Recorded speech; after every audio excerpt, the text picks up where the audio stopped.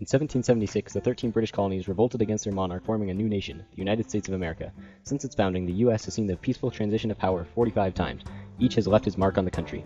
George Washington, the father of the country, was unanimously voted into office after his time as a hero of the Revolutionary War. In his farewell address, Washington warned the new nation to avoid European entanglements, not form permanent alliances, and not form political parties. What was that? Said John Adams, who had his own ideas, forming one of the first political parties, the Federalists, who believed in expanding the federal government. The fiercely independent colonies, now states, didn't like that and voted Thomas Jefferson into office, a Democratic Republican who believed in small government, a position he quickly reversed after France offered him Louisiana for the low price of $15 million.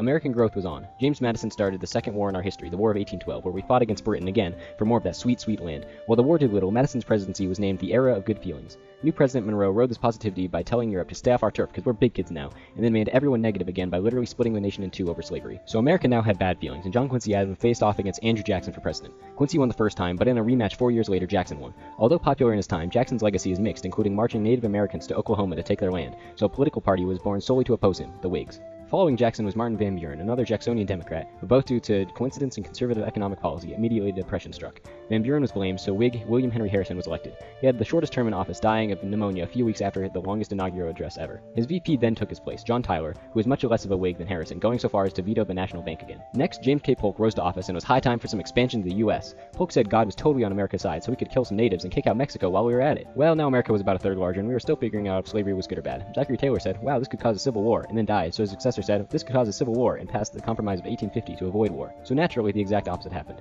And President Franklin Pierce witnessed the fallout of this compromise in the Kansas-Nebraska Act and Bleeding Kansas. You can guess it wasn't one of the most peaceful events in U.S. history. James Buchanan followed, and African-American rights were limited even more in the Dred Scott decision. Lincoln then got elected, and South Carolina said, #not my president, and the rest of the South followed. And now we've got a civil war. The Union starved the Confederacy, and now slavery is finally illegal. But then John Wilkes Booth happened, so now Johnson's president. He's sympathetic to the South, so Congress tries to fire him, and it almost worked, losing by just one vote. Next, the Civil War general, Grant, rode his popularity straight to the White House, where he accomplished not much, besides a series of corruption and scandal. The next election was heavily contested, and Rutherford B. Hayes was elected thanks to an under-the-table compromise. This was the start of the period of the very boring presidents, James Garfield, Grover Cleveland Twice, and William Henry Harrison.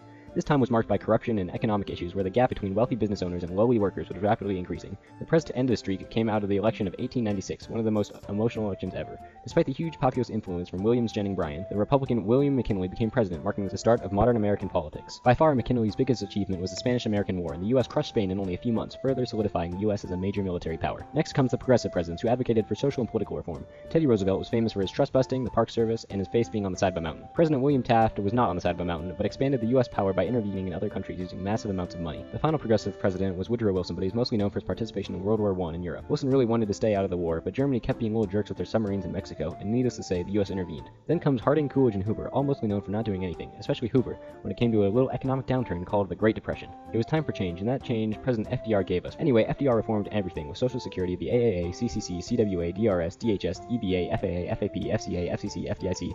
Okay, FDR did a lot to end the Great Depression, including getting involved in World War II. Again, the US at first didn't want to get involved, but Pearl Harbor happened, and it was time to show Germany who was boss a second time. Oh, and we dropped 2 nukes on Japan. Harry Truman followed, and so did the Cold War, so as to stop the evils of communism from spreading. He sent tons of money over to Europe and started a proxy war in Korea. Then Eisenhower built a bunch of highways and contained communism and stuff, and then more interesting president, JFK, the first Catholic president, did the same, until he got assassinated. Lyndon B. Johnson was JFK's successor, and he wasn't a great guy, especially in Vietnam, but hey, he passed Civil Rights Act, so that's cool. Then Nixon became president, but then Watergate happened, so he quit before Congress could fire him, and Ford pardoned him. Time for another change, and the Democrat Jimmy Carter was elected. Carter was a decent president, if a weak leader, but unfortunately an economic downturn tainted his presidency, allowing for the conservative poster boy Ronald Reagan to swoop into office. He said, what if we gave the rich more money? Maybe some of that will trickle down to the lower class. Well, that didn't happen at all, but Reagan was still the American poster boy, so they elected his VP, George H.W. Bush, who had nearly identical policies. At least the USSR collapsed. Democrat and cool sax player Bill Clinton was extremely popular as president and got a lot done during the tech boom, but as always does, scandal struck, and Clinton was caught, playing checkers with Monica Lewinsky. Clinton lied about this incident and therefore impeached, but untouchable Bill wasn't fired. George W. Bush came in after the heavily disputed election of 2000, and at the start of his term, 9/11 happened, and with it, the War on Terror. Bush occupied Iran due to the threat of WMDs that didn't exist, and thanks to his policy of deregulation, banks failed and the Great Recession happened. There to pick up the mess was Barack Obama, the first African-American president who improved the economy with his economic stimulus.